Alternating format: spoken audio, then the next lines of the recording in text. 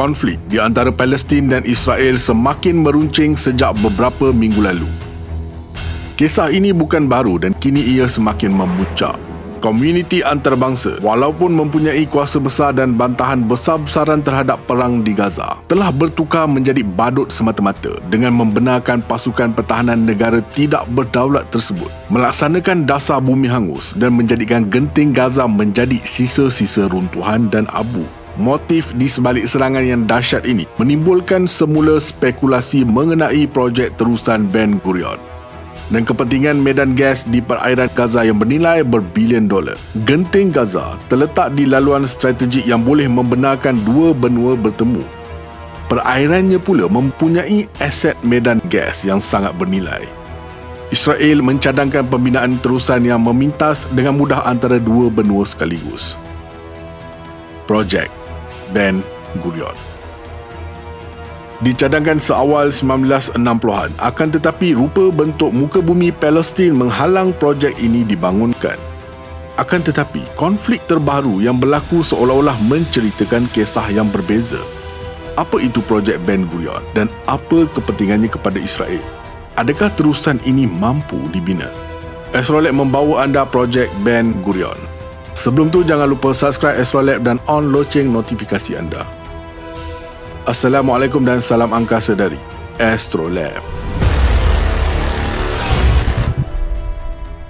Sekilas fakta, David Ben Gurion ialah seorang pemimpin Zionis terkenal dari Poland yang dikenali sebagai bapa pengasas Israel. Projek ini dinamakan bersempena namanya. Projek terusan Ben Gurion adalah dicadangkan sekitar 1960-an oleh Israel untuk menghubungkan Laut Merah ke Laut Mediterranean melalui hujung selatan Teluk Aqaba. Laluan itu dirancang melalui bandar pelabuhan Eilat dan sempadan Jordan, melalui lembah Arabah selama kira-kira 100 km antara pergunungan Negev dan tanah tinggi Jordan dan membelok ke arah barat sebelum lembangan Laut Mati dan menuju melalui lembah di banjaran Gunung Negev. Ia kemudiannya akan menuju ke utara sekali lagi untuk memintas genting Gaza dan menyambung semula ke Laut Mediterranean. Walau bagaimanapun, hubungan antara Laut Merah dan Laut Mediterranean sudah wujud melalui terusan Suez, laluan air lautan buatan di Mesir yang menawarkan kapal-kapal laluan terus antara Atlantik Utara dan Lautan Hindi Utara mengurangkan jarak dan masa perjalanan. Terusan Suez menyediakan laluan laut terpendek antara Asia dan Eropah dan kini mengendalikan kira-kira 12% daripada perdagangan dunia. Ia adalah alternatif Israel kepada terusan Suez. 1960-an, nasionalisasi Suez oleh pemimpin Mesir iaitu Nasir. Idea pertama tentang menghubungkan Laut Merah dan Laut Mediterranean muncul pada pertengahan abad ke-19 oleh British yang ingin menghubungkan tiga laut, iaitu Laut Merah, Laut Mati dan Mediterranean. Memandangkan Laut Mati berada 430.5 meter di bawah aras laut. Idea seperti itu tidak dapat dilaksanakan, tetapi ia boleh dilakukan melalui cara lain. Dasar nasionalisasi terhadap Suez menyebabkan Amerika melakukan pilihan lain dengan memilih projek terusan Israel yang merupakan sekutu setia mereka di Timur Tengah. Pada Julai 1963, H.D. Maccabi dari Lawrence Livermore National Laboratory di bawah kontrak dengan Jabatan Tenaga Amerika Syarikat menulis memorandum meneroka kemungkinan menggunakan 520 letupan nuklear bawah tanah untuk menggali kira-kira 250 km terusan melalui padang pasir Negev. Ya, 520 nuklear bagi mengubah bentuk muka bumi di padang pasir Negev. Dokumen tersebut diklasifikasikan sebagai rahsia sehingga tahun 1953. Terusan sedemikian akan menjadi alternatif yang bernilai secara strategik kepada terusan Suez semasa ini dan mungkin menyumbang kepada pembangunan ekonomi kawasan sekitar. Idea terusan Ben Gurion muncul lagi ketika perjanjian Abrahamic antara Israel dan UAE, Bahrain, Maghribi dan Sudan. Pada 20 Oktober 2020, syarikat milik negara Israel Europe Asia Pipeline Company dan syarikat Emirati Med-Red Land Bridge menandatangani perjanjian mengenai penggunaan saluran paip minyak Eilat Ashkelon untuk mengangkut minyak dari Laut Merah ke Mediterranean. Pada 2 April 2021, Israel mengumumkan bahawa kerja di terusan Ben Gurion dijangka dimulakan menjelang Jun 2021. Bagaimanapun ini tidak berlaku.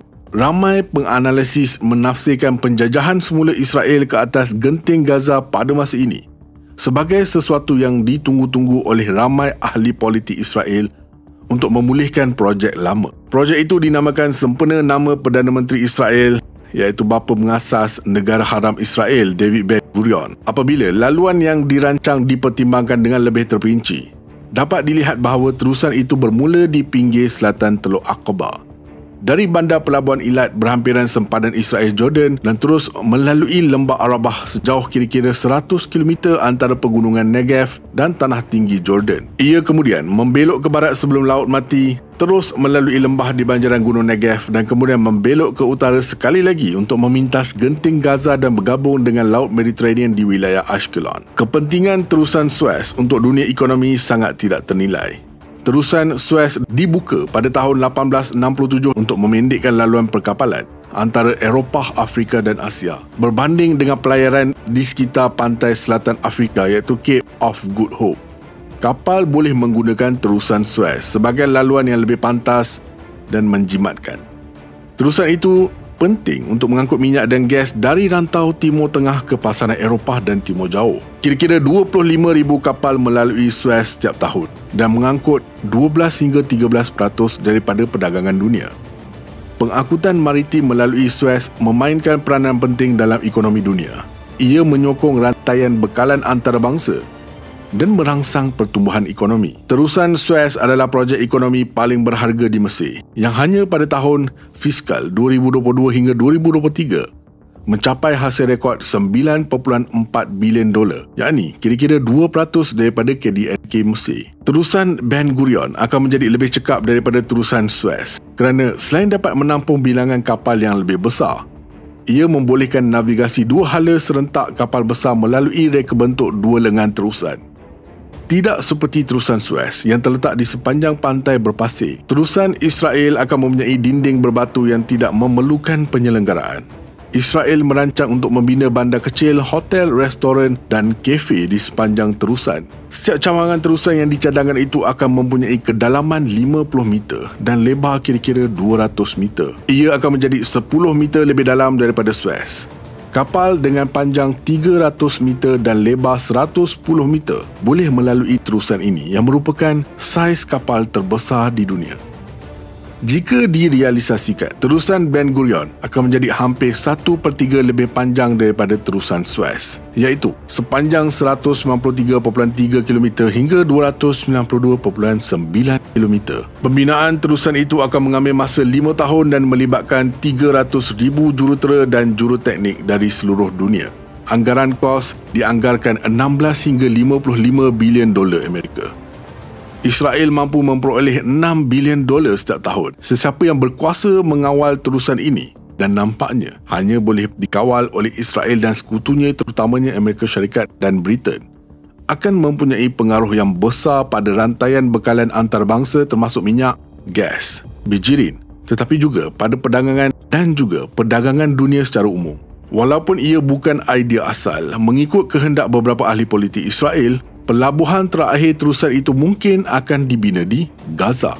Sekiranya Gaza dihancurkan dan rakyat Palestin dipindahkan, ia akan membantu perancang mengurangkan kos dan memendekkan laluan terusan dengan melencongkannya ke genting Gaza. Projek itu tidak pernah direalisasikan kerana Israel dan Amerika tahu bahawa tidak ada negara Arab yang akan bersetuju dengan rampasan tanah seperti itu dan di mana Gaza mempunyai populasi yang sangat padat di dunia. Tambahan, walaupun terusan itu tidak akan berakhir di genting Gaza, sukar untuk mempercayai bahawa Israel akan membinanya berhampiran wilayah musuh Palestin seperti Ashkelon. Jarak terusan hanya beberapa puluh kilometer daripada genting Gaza akan menjadikannya sangat terdedah dan terbuka kepada serangan Palestin oleh roket, howitzer, drone dan peranti lain.